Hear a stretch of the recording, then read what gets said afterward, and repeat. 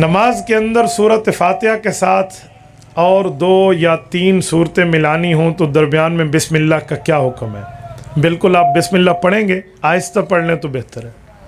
مثلا آپ نے غیر المغضوب علیہم ولا الضالین کے بعد آہستہ بسم اللہ پڑھی اور پھر صورت الم تر کیف، پھر آہستہ بسم اللہ، پھر ریلا، پھر آہستہ بسم اللہ، پھر ارایت الذی، تو بسم اللہ تو ہم پڑھتے ہیں لیکن آہستہ ہی ہے۔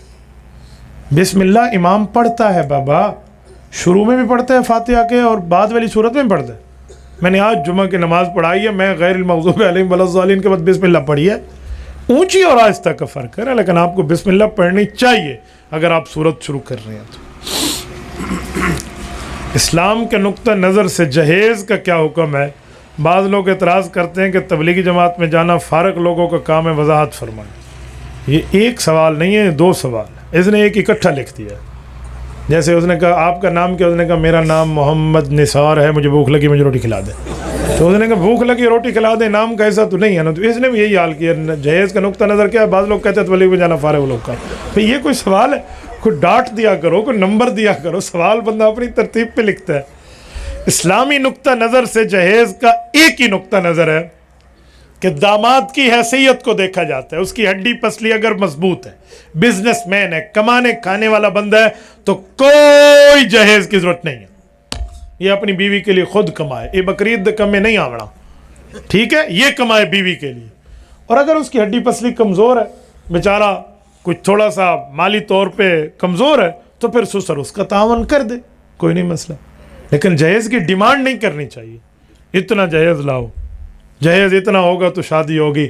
بھائی تمہیں تمہارا سسر اپنے دل کا ٹکڑا اٹھا کے بھی دے رہا ہے اور تم اس کے مال کے بھی لالچی بن چکے ہو۔ اللہ نہ کرے، اللہ نہ کرے کسی کی بچی پر کوئی برا وقت آئے تو باپ کے سینے پہ کیا گزرتی ہے اس سے پوچھ لینا۔ ہمارے والد محترم کی 7 بیٹیاں ہیں، ہماری 7 بہنیں ہم سے بڑی ہیں۔ کچھ مسئلہ کہیں ہوتا تو میری والد اور والدہ پر کیا حالت گزرتی تھی، اللہ ان کی قبروں پر رحمت نازل فرمائے۔ میں نے اپنی آنکھوں سے وہ منظر دیکھا ہوا ہے۔ جس دن کسی کی بچی بیاہ ہو کر اس کی ڈیوڑی سے نکل رہی ہوگی نا، تو باپ سے پوچھنا، ماں سے پوچھنا کہ ان کے دل پر کیا گزر رہی ہے۔ آج اپنے ساس اور سسر سے جہیز کی ڈیمانڈ کرنے والوں، کل تم نے بھی ساس اور سسر بننا ہے۔ جیسے کرنی ویسے بھرنی، نہ مانے تو کر کے دیکھ، جنت بھی ہے دوزخ بھی ہے، نہ مانے تو مر کے دیکھ، تھوڑا گزارا۔ اس جہیز پر میں نے طلاقیں دیکھی ہیں، میرے نام کے ساتھ مفتی لگا ہے نا، تو لوگ ہم سے طلاق کے فتوے بھی لیتے ہیں۔ میں نے ایسے ایسے فتووں پر دستخط کیے ہیں جو صرف جہیز وجہ تھا اور کچھ بھی نہیں تھی، اور طلاق دے دی۔ ایک ظالم نے کیوں طلاق دی ہے کہ یہ جہیز 2 نمبر لکڑی کا بنوا کے لائی ہے۔ یہ جو لکڑی ہے نا، یہ 2 نمبر ہے، یہ دیار نہیں ہے، یہ کوئی چائنا پڑتل کی ہے، چل بھی لے جا۔ یہ وجہ طلاق ہوتی ہے، یہ ریزن آف دا ڈیورس ہے، اسے طلاق کی وجہ کہتے ہیں۔ مال کی لالچ کی خاطر تم پھر لالچی ہو، تم پھر بزنس مین ہو، تم پارٹنرشپ بنانا چاہ رہے تھے، تمہاری شادی کا مسئلہ نہیں تھا، تم نے کاروبار کے مسئلے دیکھے۔ پھر اس سے اچھا تھا تو کوئی کھوکھا لگا لیتا، کہیں ریڑھی لگا لیتا، بہترین قسم کے آلو پیاز بیچ دیتا۔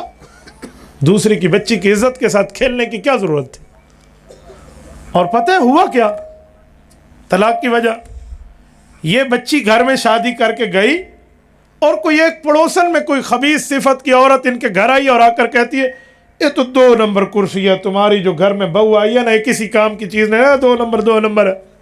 اسی پر لڑائی پڑ گئی۔ بھائی ایسے نہیں ہوتے۔ اچھا لوگ کہتے ہیں جہیز ہر صورت 2، ان سے پوچھو کوئی دلیل، کہتے ہیں ہاں حضرت اماں فاطمہ رضی اللہ عنہ کو حضور علیہ السلام نے جہیز دیا تھا۔ تو ان سے ایک سوال کیا کرو کہ حضور پاک کی کتنی بیٹیاں ہیں؟ بولیے 4۔ حضرت زینب، حضرت رقیہ، حضرت ام کلثوم، حضرت فاطمہ رضی اللہ عنہن، پیغمبر کی 4 لخت جگر نور نظر، پیغمبر کی 4 صاحبزادیاں۔ قرآن کریم میں کل ازواجک و بنات، بنت نہیں بنات، پیغمبر کی بہت سی بیٹیاں۔ بھائی سوال یہ ہے کہ حضرت فاطمہ کو تو جہیز دیا ہے، باقی 3 کو جہیز دینے کی بات کیوں نہیں آتی؟ اگر دینا ضروری ہے تو حضرت فاطمہ کو دے دیا، جو باقی بیٹیوں کے جہیز کی بارے میں روایات نہیں آتی، ادھر جناب کیا فرمائیں گے؟ بھئی اصل مسئلہ یہ ہے کہ داماد کی حیثیت دیکھیں۔ رسول اللہ کے پہلے 2 داماد ہیں، حضرت لقیط ابن ربی جن کو ابو العاص ابن ربی کہتے ہیں الاموی، دوسرے ہیں حضرت عثمان ابن عفان الاموی، دونوں بنو امیہ کے چشم و چراغ ہیں. پہلی بیٹی کے شوہر حضرت زینب کے شوہر حضرت ابو العاص ہے، اور رسول اللہ کی دو بیٹیاں یک کے بعد دیگرے حضرت عثمان سے شادی ہے. یہ دونوں بزنس مین آدمی ہیں، کھاتے پیتے ہیں، کوئی جہیز کی بات نہیں ہے. سیدنا علی المرتضیٰ رضی اللہ تعالی عنہ فائنانشلی مالی لحاظ سے کمزور ہیں. ایمانی لحاظ سے تو علی ہے نا، میں مالی لحاظ سے بات کر رہا ہوں. مالی لحاظ سے، معیشت کے لحاظ سے وہاں اتنی مضبوطی کی بات نہیں ہے. تو رسول پاک علیہ السلام نے بطور تعاون 2 چھاگل دیے ہیں، 2 سرانے دیے ہیں، 1 چکی دی ہے، 2 پینے کے گلاس دیے ہیں، اور یہ ترتیب دی ہے. اچھا، تمہیں حضرت فاطمہ الزہرا رضی اللہ تعالی عنہا کے جہیز کی بات آپ کو یاد ہے تو میرے بھائی پھر جہیز بھی وہی دو جو حضور نے دیا تھا نا.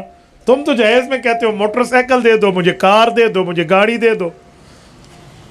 اپنی حیثیت کبھی آپ نے دیکھی ہے؟ گھر تجھے اصلی شناختی کارڈ دکھا کر روٹی ملتی اور تو سسر کے گھر سے جہیز کی ڈیمانڈیں لے گلا. جی ہاں، منہ ڈوڑی والا دھو نہیں تو گھر والے سجانے سے نہیں، پتہ نہیں کتھو آوڑ ہے یہ جرا نا نیو خان دا چنگا ڈبا شکل والا. اور یہ اپنے سسر سے کہہ رہا ہے جی مجھے.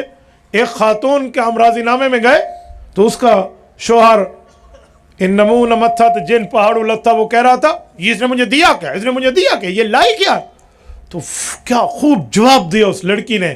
لڑکی نے کہا میرا ابا تو مجھے جہیز میں جہاز بھی لے کر دے سکتا ہے، تیرا ابا ایئرپورٹ بنوا سکتا ہے. جی ہاں، ڈاڈی یاد آوے سی بچڑے کو ایئرپورٹ بناوا ورتے 100 جہاز ہیں جنہیں پیسے لگ دن. جی ہاں. تبارك الذي نزل الفرقان على عبده ليكون للعالمين نذيرا.